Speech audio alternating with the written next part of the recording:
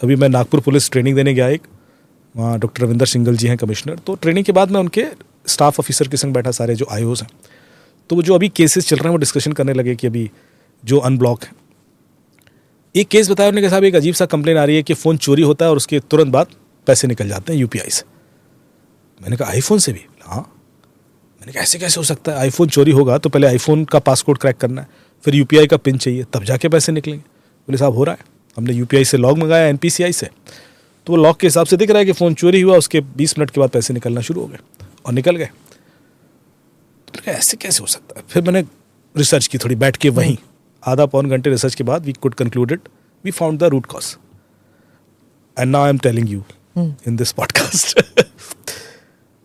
आपको पता है कि जो यूपीआई पेमेंट है वो कीपैड फ़ोन पे भी हो जाता है। जो आपके 800-1000 वाले फ़ोन आते हैं ना, सस्ते वाले फीचर फ़ोन, उस पर भी आप यूपीआई पेमेंट कर सकते हैं। तो जैसे आपका ये फ़ोन है और ये कीपैड फ़ोन है, तो आप डायल कीजिए *99#। यदि आप *99# डायल करेंगे तो आपको ये मेनू खुल जाता है। ये यूपीआई का है।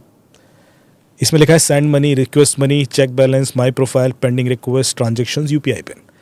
इसमें आप मोबाइल नंबर डालिए जहां पैसा ट्रांसफर करना है, अमाउंट डालिए, यूपीआई पिन डालिए, पैसा ट्रांसफर हो जाएगा।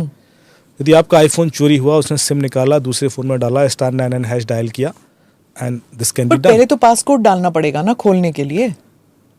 अगर फ़ोन का पासकोड नहीं चाहिए ना अब, क्योंकि हमने सिम दूसरे फ़ोन में डाल दिया है। अच्छा, सिम निकाल लिया है ना। अब आपको सिर्फ यूपीआई पिन चाहिए।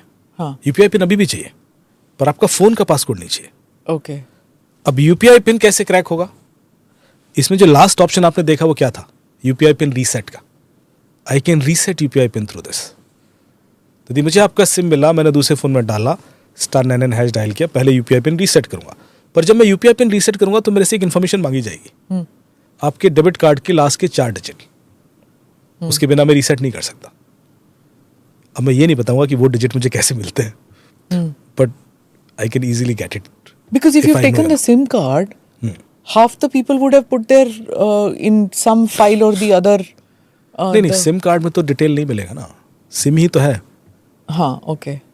आप कह रहे हो कि उसने सिम में नंबर सेव कर रखा है कोई, वो हो सकता है। हाँ। कि वो भी ट्राई कर सकते हैं, लेकिन डेबिट कार्ड की डिटेल निकालने के और भी तरीके हैं। ओके। क्योंकि आपकी डिटेल निकल के लीक डेटाबेसेस में पड़े होते हैं, so we can source it easily and that is linked with your mobile number always. तो यदि मुझे मोबाइल नंबर पता है, मैं डालूंगा, मुझे आपके डेबिट कार्ड, आधार कार्ड के 4 डिजिट मिल जाते हैं। तो इस वजह से ये केसेस इतने बढ़ गए हैं। अभी 10-12 केसेस तो वहीं थे, अभी यहाँ पे भी आ गए मेरे पास कई सारे केसेस। तो हर दिन एक ऐसी कोई वल्नरेबिलिटी एक्सप्लॉइट होना शुरू हो जाती है जो अभी तक हम सोचते थे बहुत सेफ है। सेफ, हाँ। And that's the reason awareness एक रेगुलर प्रोसेस होना चाहिए। मैं आज कोई चीज़ कंक्लूड नहीं कर सकता कि अब आप आज के बाद सेफ हैं, ऐसा नहीं हो सकता। नहीं हो सकता। यही एक रेगुलर यदि हम अवेयरनेस करते रहें तो बताते रहें कि भाई आगे क्या, और फिर एक कॉन्शियसनेस बिल्ड हो जाएगी कि शायद नई ट्रिक काम ना कर पाए, because then you will have some internal hinge.